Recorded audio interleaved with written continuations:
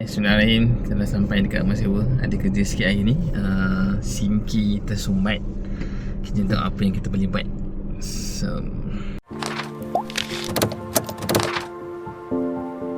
macam biasa, kita bawa kereta daripada rumah ke rumah sewa.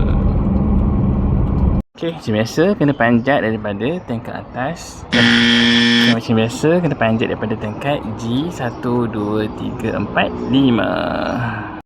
Ni kita dah buka ni dia punya salon ni. Tengok dalam dia macam tak nampak ada air. Mungkin dekat sini lah. Tapi ni pun dah start leaking dah ni. Jadi kita akan guna yang ni. Kita cuba guna yang ni untuk tengok. Tapi kita takkan letak pressure yang kuat sangat. Kita nak bagi air lalu je. Kita terus tembak, masukkan dalam ni. Macam tu. Kita try buat berulang kali dan tengok macam mana.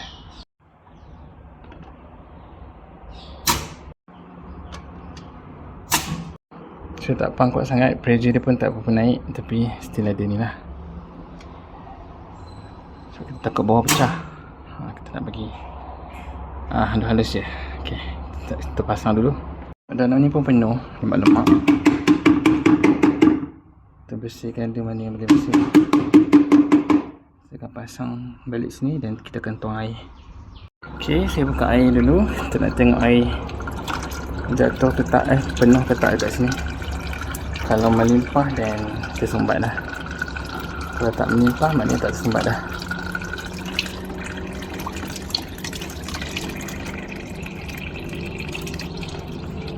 Ok, tersumbat. Tutup. Kita ada turun ke tak. Ok, air turun juga, tapi lambat sikit. Jadi kita akan tingkatkan pressure dia untuk dia ni lah turun. Ok, saya akan tahan lebih sikit.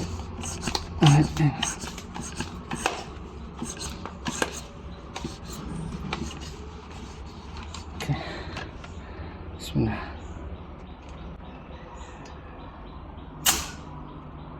Ok, kita akan ulang benda ni. Saya naik gambar dia satu. Tengok.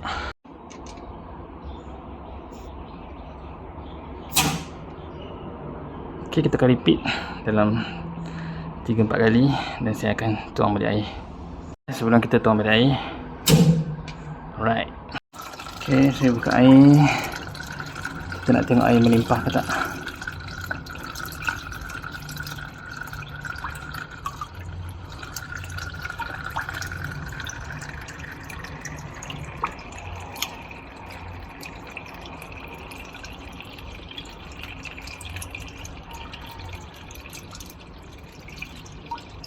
Nampak better berbanding tadi. Kita akan naikkan pressure sikit je. Ok, saya naikkan 1,5 dan saya akan tembak lah.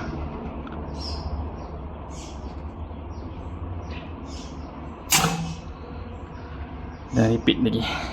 Ok, tembak. Bismillah. Saya nak pakai 2. Ok, bismillah. Dia lebih improve daripada tadi, daripada sebelum ni.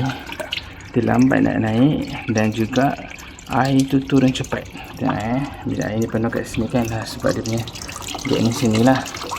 Bila saya tutup ni, air tu terus turun. Nampak? Maknanya saya rasa dah ok dah ni. Tapi untuk precaution saya akan tambah sikit lagi tembakan. Pakai 2 juga. 2 dan kita pergi sini, kemudian kita tembak. Ok, buat 3 kali. Lepas tu saya nak ni lah, tambah ni. Ni penyewa ni punya, saya nak tambah sikit. Tapi saya kena fikir macam mana nak masuk dalam ni. Tak boleh pada atas, nanti kau tak ada bertakung dalam mangkuk tadi. Ok, 2. Nampak tak ada bunyi. Saya rasa dah settle ni. Yang ketiga. Alright. Saya rasa dengar macam lubang dah clear. Kita try buka balik air. Ok, kita buka balik air. Kita nak tengok ada perubahan yang besar tak.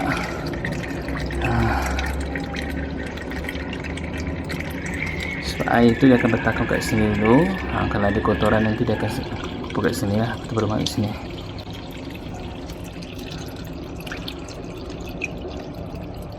Okey, kita tutup. Nampak tu? Air terus turun. Saya sudah okey dah. Cuma saya nak flushing dulu. Dan tengok macam mana. Kita cuci semua dulu ni. Ni semua ni kita nak cuci dulu. Kita bersihkan dan kita akan pasang balik. Ok, saya dah jalan. Air ni dah lebih 5 minit rasanya. Tak ada yang tersumbat. Dan bawah ni pun tak ada kebocoran dah. Sebab pasang elok lah. So benda ni penting sebenarnya untuk pasang dengan betul. Ni naik tu kena check atas sama ada dia getah dia masuk elok ke tak. Ok, tak ada, proses semua ok. Alhamdulillah. Saya nak buat maintenance sikit. Okay, saya nak kena juru air panas dulu dan saya letak clock tu kot. Panas je.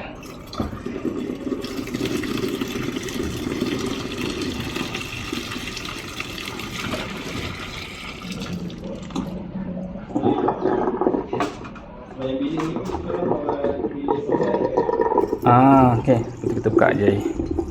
5 minit tutup. Okay, Alhamdulillah settle dah. Ok, jom kita turun pula. Ok, saya turun daripada tingkat 5, 4, 3, 2, 1 ground. Alhamdulillah selesai kita punya kerja hari ni. Berjalan dengan lancar. Sinki tu dia ikut arahan. Dia selesaikan masalah dan kita juga berjaya selesaikan masalah pipe yang bocor di bawah tu juga. Dia macam leaking kan. Sebelum ni kita pun tak tahu. Saya pun tak tahu sini. Saya nak settlekan. Bila kita dah buka tu baru kita nampak komponen-komponen yang ada dekat sinki tu. Setelah kita nampak getah, setelah kita nampak skru dan sebagainya. Dan Alhamdulillah berjaya. Ok, semoga bermanfaat. Jangan lupa subscribe dan share. Assalamualaikum. Jumpa lagi kat video lain.